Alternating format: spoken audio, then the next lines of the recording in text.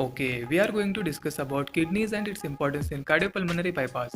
As a perfusionist, our primary directive is maintaining systemic perfusion and oxygen delivery to all vital organs.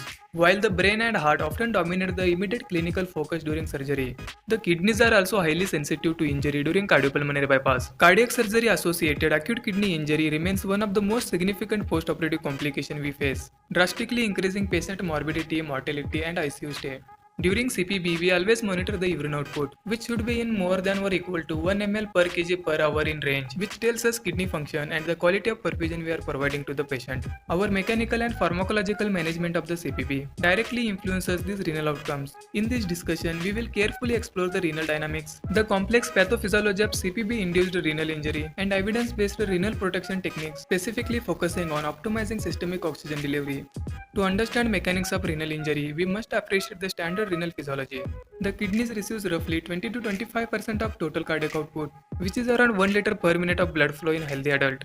This high blood flow rate is necessary to maintain high glomerular filtration rate for efficient waste excretion and fluid balance. Despite this massive bulk blood supply, the renal medulla normally functions under relatively low oxygen conditions. This is because the medulla contains segments of nephron, particularly loop of Henle, that concentrates urine by actively recovering sodium and water from filtrate. This process requires large amount of ATP and therefore consumes significant amount of oxygen.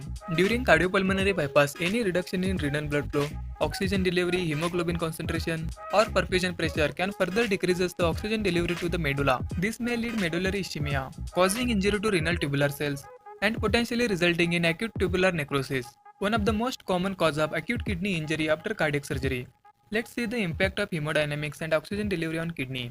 Under normal conditions, the kidneys can automatically maintain a constant blood flow even when the mean arterial pressure changes between approximately 80 to 180 mmHg. This protective mechanism is called renal autoregulation. But during CPB, several factors can impair this autoregulation.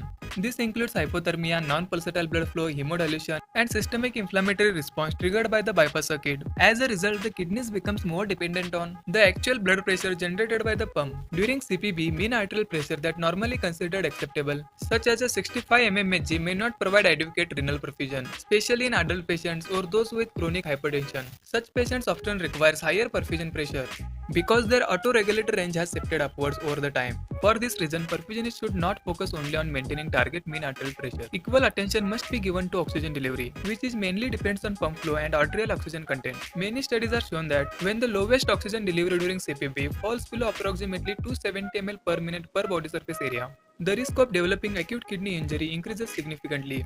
Now we will see the pulsatile versus non-pulsatile perfusion on kidney function. The use of pulsatile versus non-pulsatile flow during CPB remains the topic of debate. Under normal conditions, the kidneys receive pulsatile blood flow, which helps to maintain low vascular resistance and supports the adequate renal flow. During standard CPB, use of non-pulsatile blood flow, despite adequate mean arterial pressure, the absence of pulse pressure gives the reduced renal perfusion signal, which stimulates kidneys to release renin, an enzyme that activates renin-angiotensin-aldosterone system, leading to renal vasoconstriction and reduced kidney perfusion. Many studies have shown that pulsatile flow may improve the hemodynamic energy, enhance the renal blood flow, and increases the urine output during surgery. Now, role of mannitol on kidneys. Mannitol is an osmotic diuretic frequently added during CPB. It is freely filtered by the glomerulus but not reabsorbed by the renal tubules. As a result, it increases the osmotic pressure within the tubular lumen, promoting water excretion and urine production. Mannitol helps to maintain the urine flow and reduces tubular cell swelling during period of ischemia. It may improve the renal microcirculation and preserves the glomerular filtration. During CPB, mannitol also acts as a free radical scavenger, helping to reduce the oxidative stress associated with the ischemic reperfusion injury that occurs during and after CPB.